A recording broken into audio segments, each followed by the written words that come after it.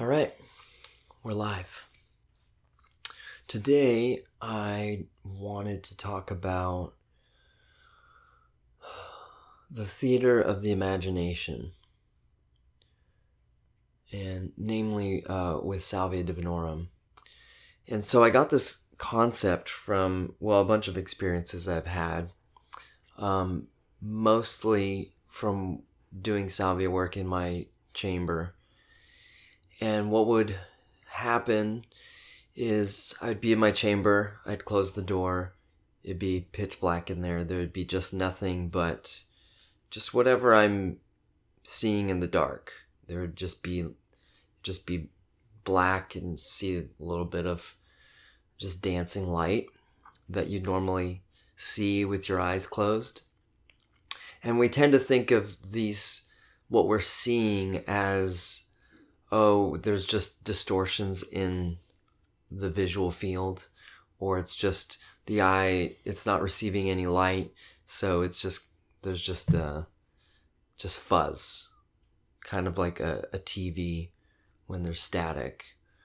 And for a long time I just assumed that's what that is. And then something happens when I take salvia, where I'll be in the pitch black and I'll be looking at that sort of nothingness. And a lot of times when we look at that fuzziness, we are imagining things too. And it's a little easier to see what we're imagining when it's pitch black or there's nothing else in our field that's distracting us in the visual field. And so with salvia, it's like that fuzz that I'm seeing takes on it kind of becomes more dense.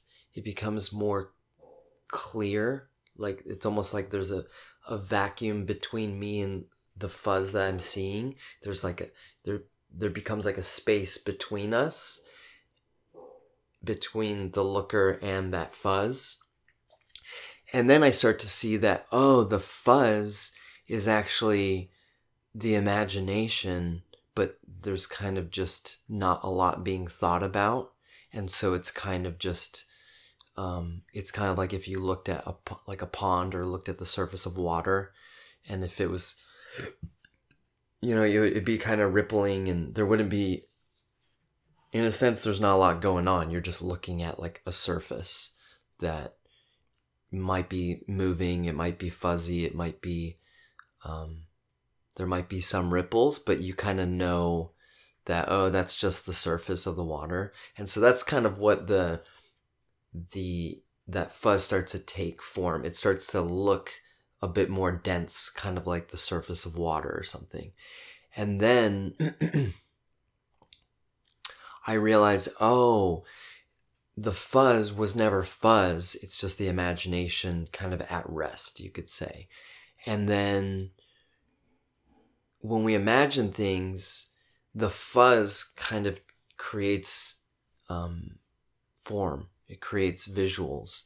And when we think of thoughts, we can think of images, and then the fuzz will kind of produce an image for us, some sort of hologram.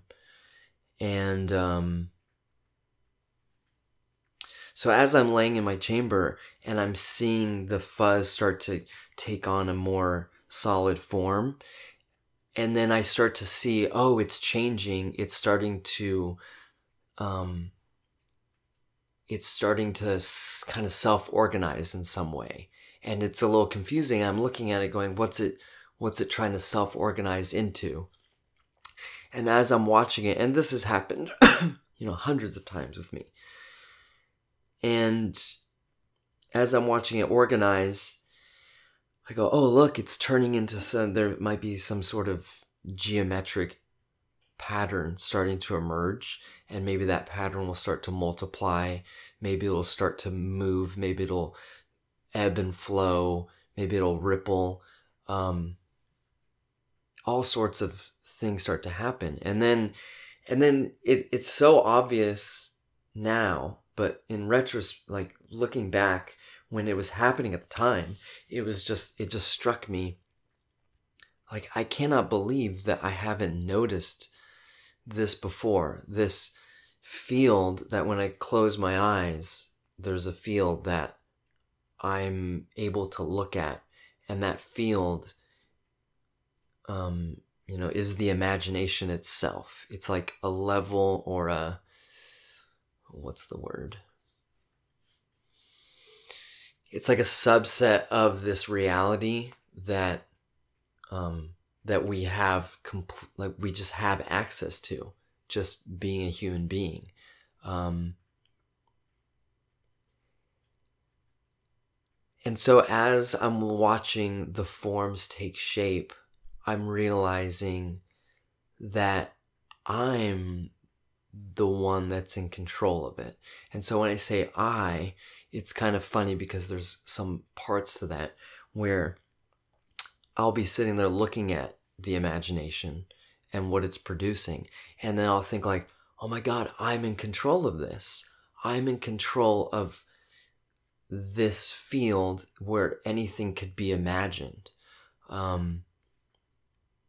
But then I notice that when I'm saying I'm imagining this, then I view and I'm seeing in the field itself this kind of this visual concept, or like this visual I don't know, I'm not great with words, but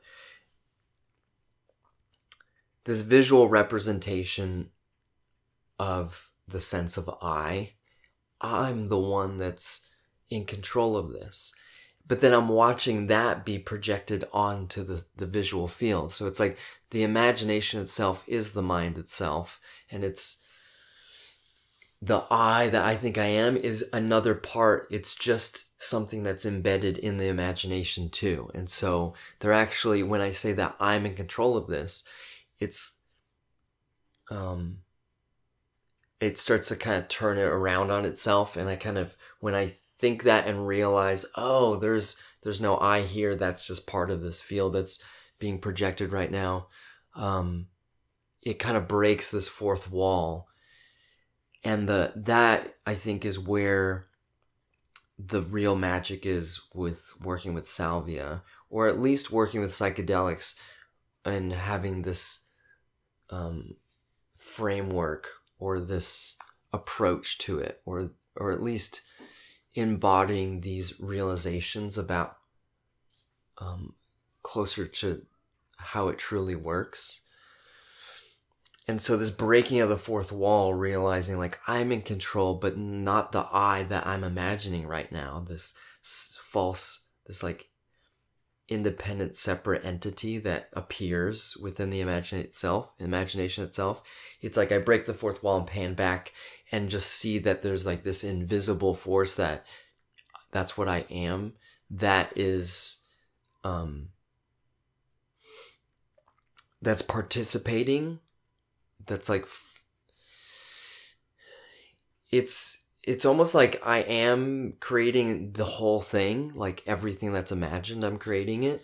And then I'm also allowing, there's also all this momentum from maybe past lives or other archetypes or other characters or entities that have been around for a long time, and they have their own momentum of how I'm not the only one that's interacting with the imagination. And even that, when I say these entities or these other archetypes or characters are interacting with it too, if you continue to pan back, you realize that they're all you as well. They're all me, in the sense that there's no long-lasting, independent, separate selves or entities at all. There's just the appearance of them within like the play of the theater of the imagination.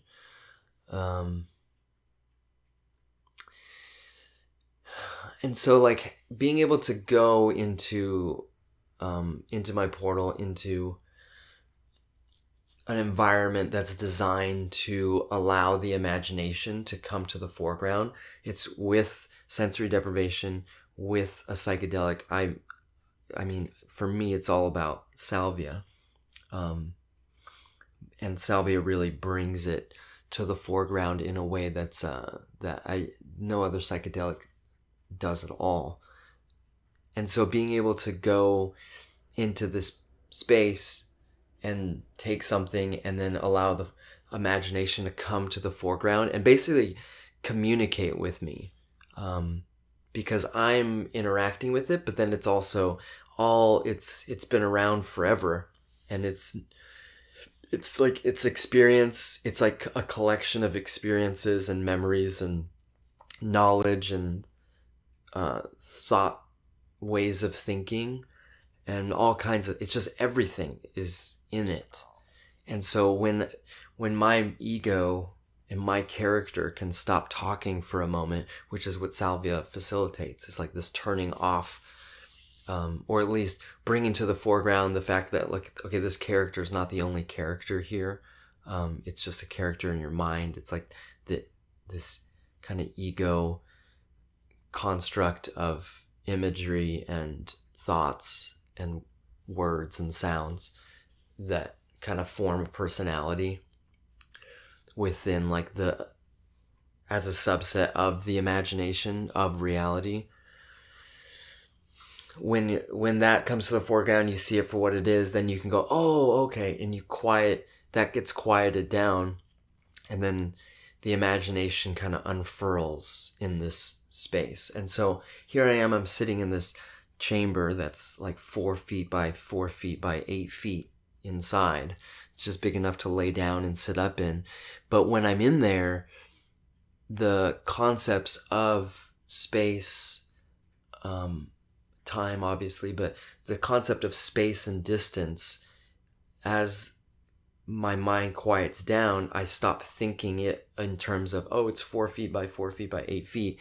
And that drops away. And then the distance between, like, my face and, like, the ceiling becomes enormous. Like, there's that concept of, if you have a certain distance and then you cut that distance in half, then you cut that distance in half, you can keep cutting that distance in half, and it'll just keep cutting infinitely. And so in any particular amount of distance, you can zoom into that infinitely. And so that distance actually isn't that distance.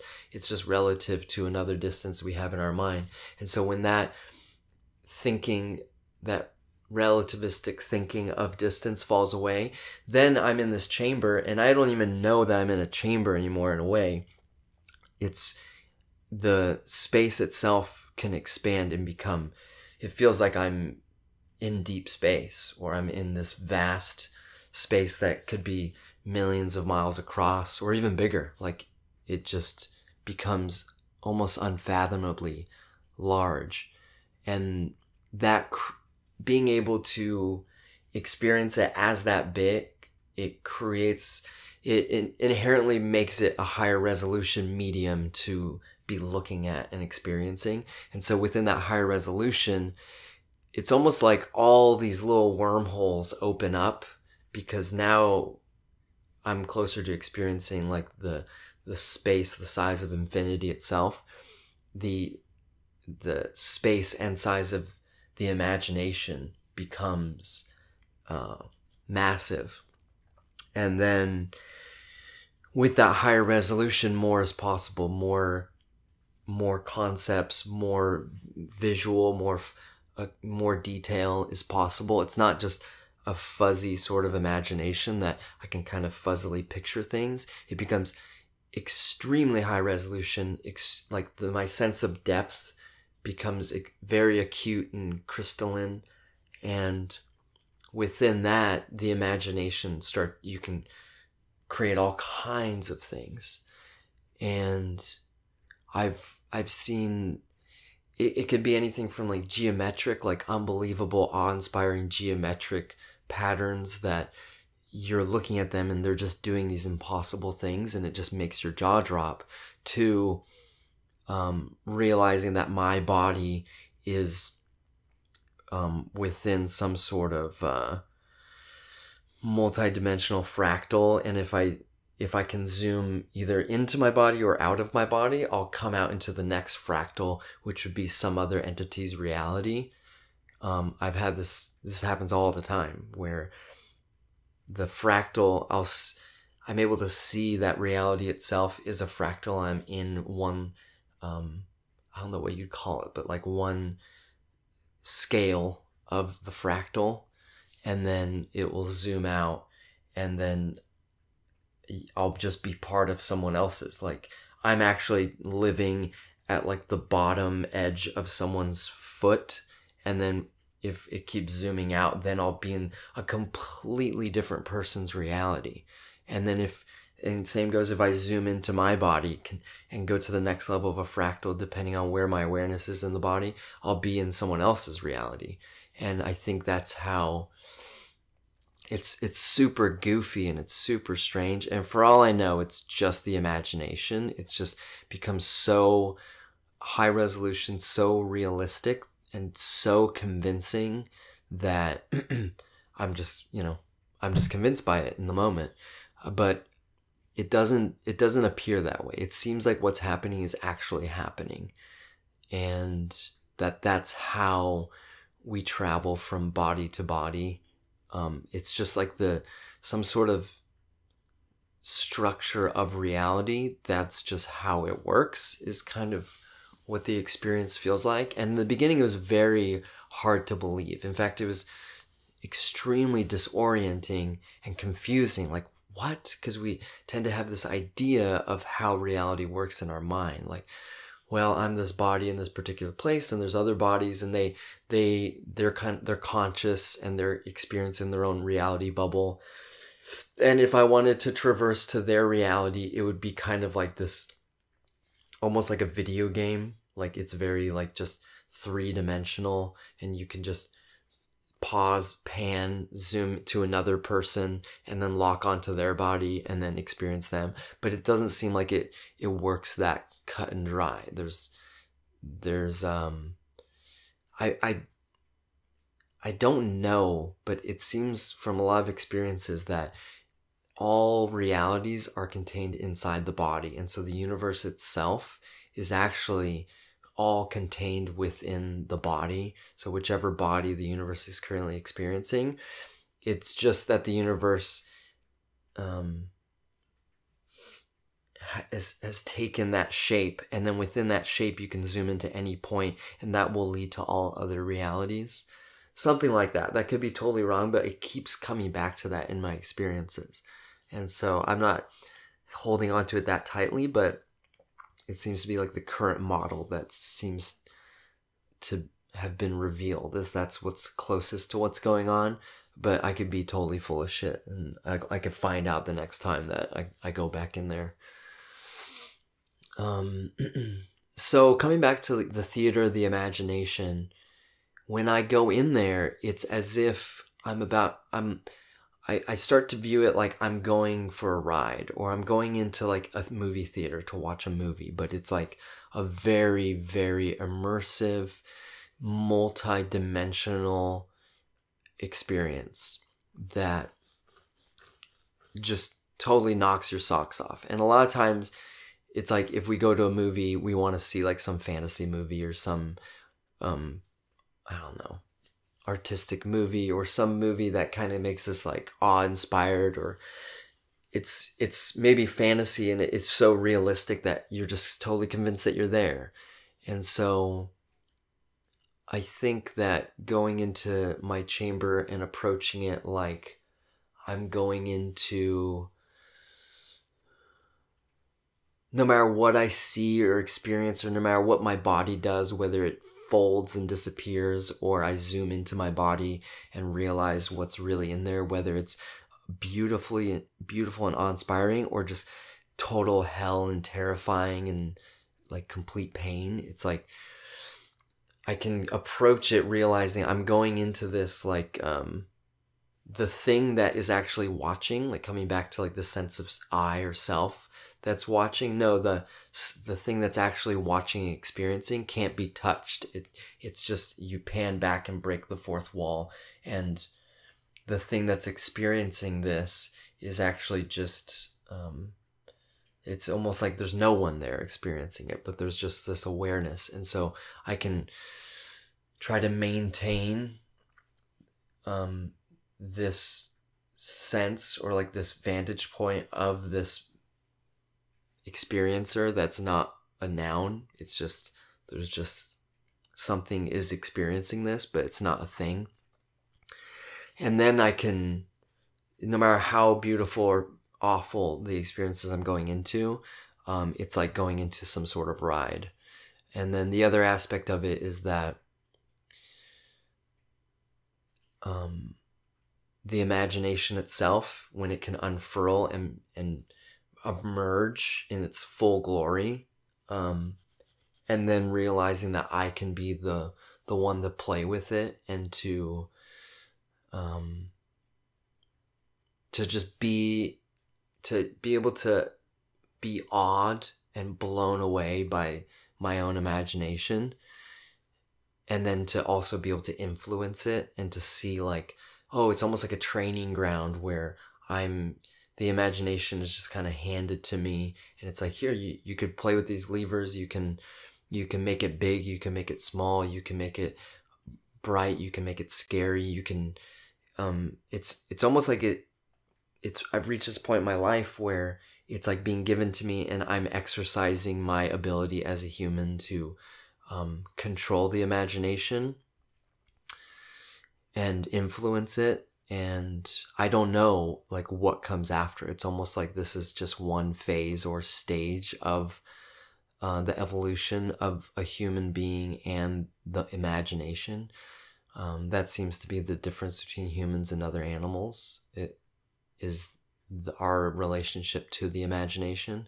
And I think we tend to have a passive, and I generally day to day have a pretty passive relationship to the imagination, kind of letting it just run its patterns or run limited beliefs and things like that. But I think that using psychedelics and then using a chamber, for example, as a tool to be able to regularly go in and experience and explore and navigate the imagination, it could be, and it seems to be, just like a progressive step into like a new world or a new mode of being that we can kind of, as individuals, you can say, we can take control of our imagination of the mind and our destiny and what we want to create. And ultimately, I think the things we want to create are really awesome and beautiful.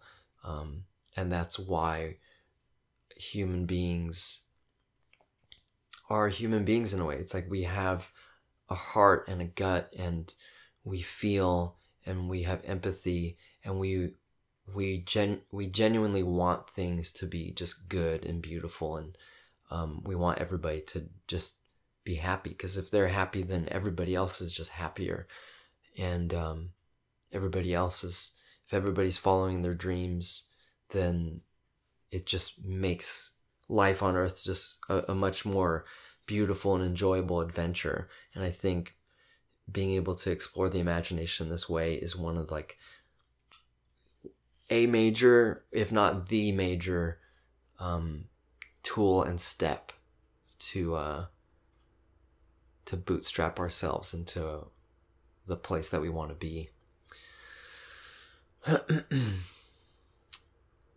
Yeah, so hopefully this all sounded okay. I'm just realizing that this recording says that it's in the red as I talk, so hopefully this sounds okay.